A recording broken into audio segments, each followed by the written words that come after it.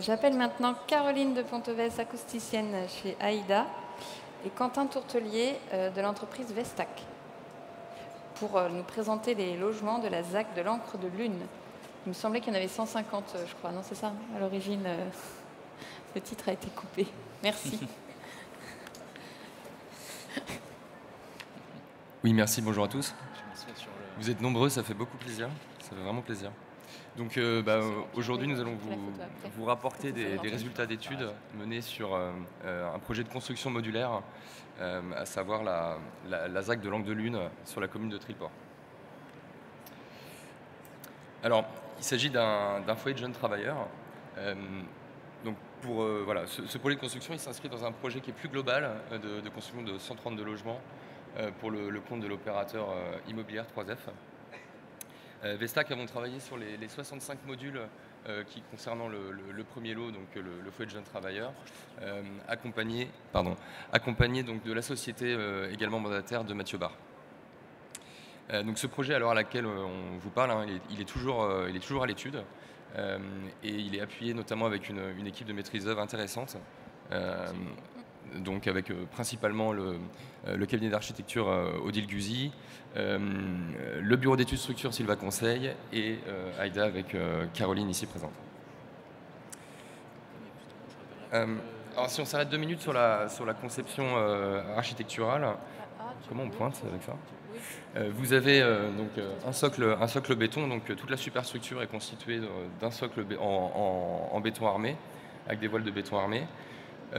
Et intégrant notamment un édicule d'ascenseur.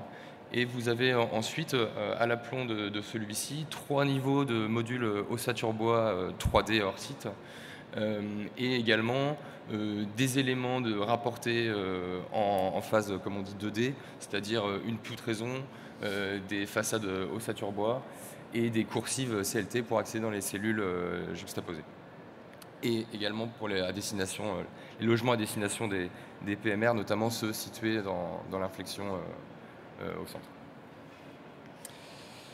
Alors, pour réussir le pari de l'industrialisation, il faut commencer déjà par se positionner sur des projets en conception-réalisation, notamment donc en conception-réalisation. Pour cela, l'avantage avec Immobilière 3F, c'est qu'il facilite tout cet écosystème industriel, notamment en lançant un processus innovant qualifié comme loi MOP inversée, qui permettait en fait pour Vestac et pour de Mathieu Barre de venir se placer en amont avec une solution technique.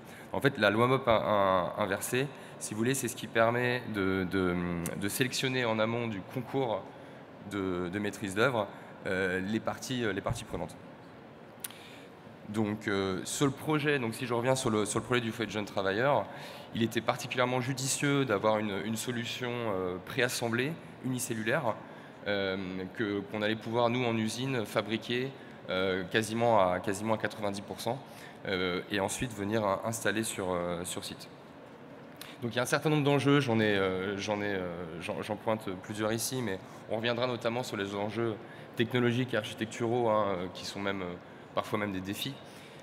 Sur les enjeux réglementaires, ce qu'il faut avoir, et j'ai vu certaines têtes ici, mais on s'est fait accompagner par des sociétés, notamment le pôle R&D et le pôle de développement chez Saint-Gobain, qui nous a permis d'identifier, de qualifier des systèmes de couches qui pouvaient répondre aux besoins du projet.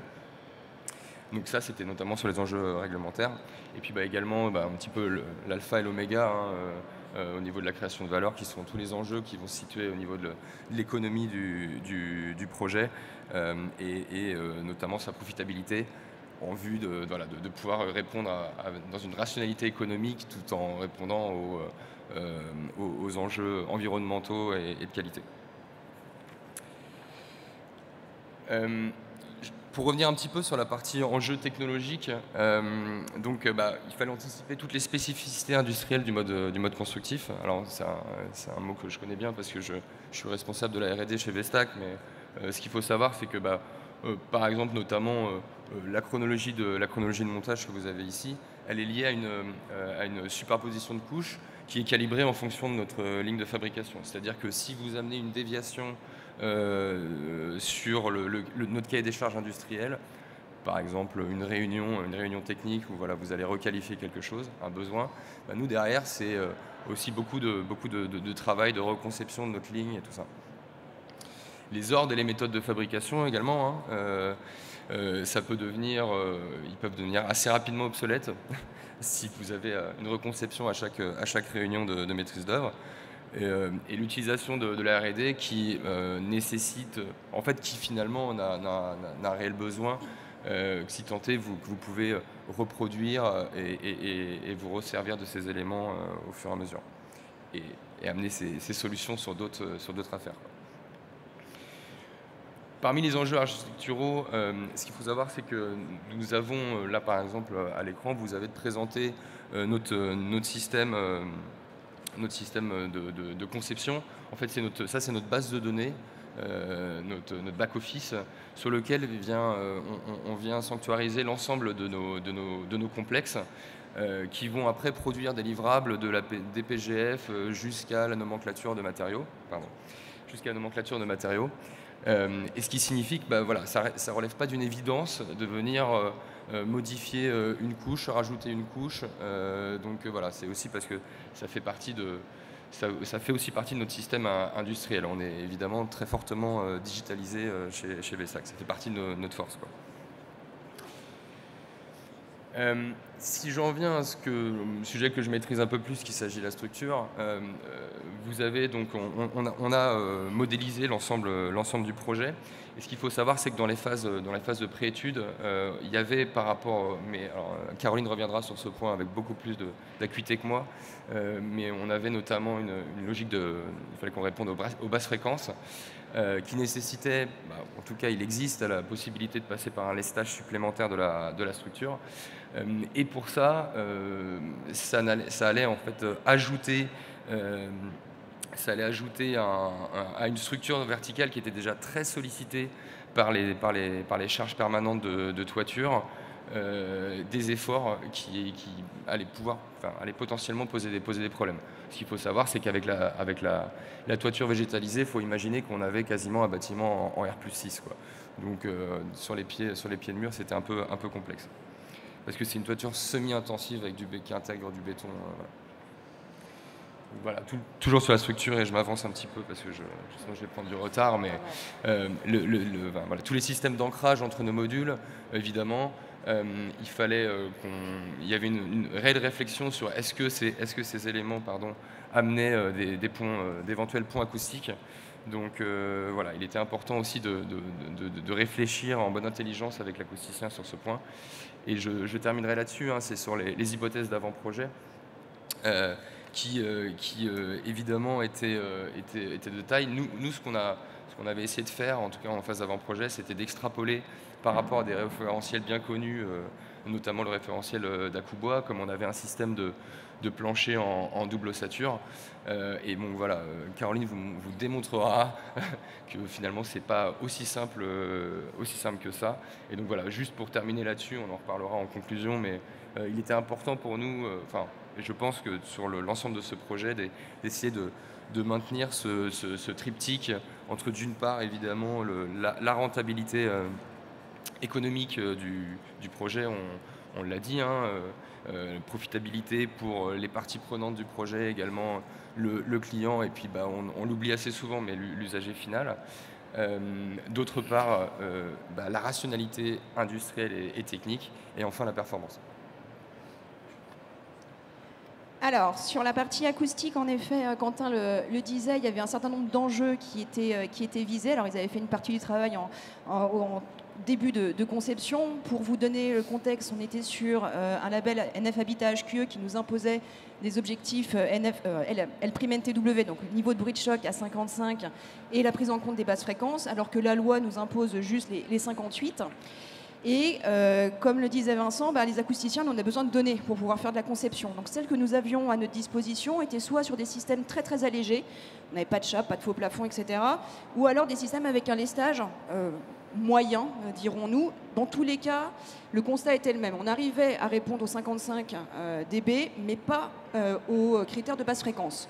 Donc il fallait qu'on prévoit un renfort supplémentaire. Donc le système qui a été conçu à l'issue de la phase AVP était ce complexe de plancher-là. Donc nous avions un système de chape sèche avec les stages, des résilients acoustiques Silodine qui étaient mis à l'interposition entre les deux complexes de plancher et un faux plafond avec des plaques de plâtre sur suspente acoustique.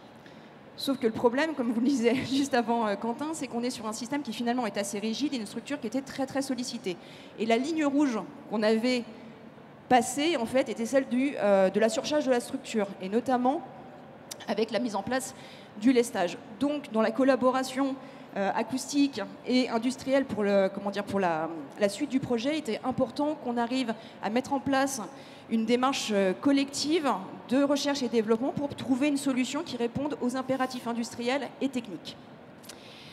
Alors, ce qui a été fait, comme le disait Karine, c'est que chez AIDA, on est assez friand de tout ce qui est expérimentation. On a décidé de faire un prototype échelle 1 qui était composé donc, de 4 modules, donc 2 x 2 modules qui étaient superposés, avec des caractéristiques techniques différentes en fonction des modules. Et en fait, ces essais se sont intégrés dans une démarche qui était plus générale pour Vestac de recherche et développement, qui était menée en collaboration avec Saint-Gobain Solutions France, où on est venu faire beaucoup d'essais, beaucoup d'analyses. Et en fait, c'était une démarche qui était vraiment très enrichissante pour tout le monde. 4 minutes. Sur les paramètres étudiés, nous avons étudié 3 grands paramètres qui étaient importants d'un point de vue technique et financier sur l'opération. On avait l'influence de la chape sèche, donc il y avait des complexes qui étaient testés avec les stages et d'autres sans. On a regardé aussi l'influence des résilients avec des modules qui prévoyaient à l'interposition des résilients et d'autres où il n'y en avait pas. Et on a fait aussi des essais avec différents types de systèmes de suspension de faux plafonds. Donc il y avait des complexes qui étaient avec suspente rigide et d'autres avec suspente acoustique. Alors, sur les critères étudiés, je suis désolée pour les non-acousticiens, il va y avoir quelques critères un petit peu barbares. On a regardé différents indices acoustiques. Donc, de façon assez classique, tout ce qui est bruit aérien, le DNTA et les niveaux de bruit de choc, donc avec le L'(NTW) et la prise en compte des basses fréquences. Donc ça, c'est ce que nous demande le NF Habitat HQE. Et on a vraiment la problématique dans les structures bois d'aller caractériser les basses fréquences. Donc, comme on avait ces essais sur prototype qui étaient prévus, on a poussé la démarche en faisant des essais complémentaires, en allant au-delà des impératifs aujourd'hui demandés par la réglementation. Et donc on a fait des mesures, ce qu'on appelle la balle japonaise, c'est un ballon d'impact qui va venir solliciter plutôt dans les basses fréquences. Et on a fait quelque chose d'assez simple, on a juste marché sur le plancher, on a écouté. On a marché avec différentes sollicitations, en essayant justement d'aller caractériser au mieux le ressenti de l'usager au final. Alors, petit rappel aussi pour les non-acousticiens, lorsque on vient faire une mesure, ce qu'on va caractériser, ce n'est pas seulement le bruit qui va passer à travers le séparatif. On a aussi ce qu'on appelle les transmissions latérales qui vont passer par les planchers hauts, les planchers bas et les éléments latéraux. Donc, vous le gardez en tête pour la suite parce qu'en fait, c'est un des critères qui est important. Alors, en termes de mesures, il y a à peu près 27 mesures qui ont été faites. Et lorsqu'on regarde les résultats, finalement, on était plutôt bon. On a toujours été dans le vert par rapport aux objectifs qui étaient visés. Par contre, on se rendait compte qu'on avait vraiment un ressenti qui était très variable d'un système à l'autre. Donc, il a fallu qu'on aille plus loin et qu'on regarde aussi tout ce qui se passait en fréquence pour essayer de sélectionner le critère technique qui était le plus favorable et le plus pertinent à conserver au vu des impératifs industriels, techniques et puis acoustiques du projet. Donc, sur les résilients, alors, ce qu'on peut voir, donc, la mesure qui était faite avec les résilients, c'est la mesure qui est en jaune. On peut voir qu'on a une amélioration des niveaux de bruit de choc sur une bonne partie du spectre, quasiment jusqu'à 1600 Hz, et notamment dans les basses fréquences. Et ça, c'est vraiment important pour les systèmes bois et pour le confort dans les systèmes bois. Et on le retrouvait aussi lorsqu'on a fait les mesures au ballon d'impact. Et en fait, on s'est rendu compte que les résilients, c'était ceux qui contrôlaient de façon prédominante le chemin de transmission latéral. Donc, on a gardé les résilients sur l'opération. Concernant la chape, alors la mesure qui a été faite avec la chape lestée, c'est la mesure qui est verte. On se rendait compte qu'en effet, on avait un gain. Il existait dans les basses fréquences, mais il était plutôt marqué sur les médiums.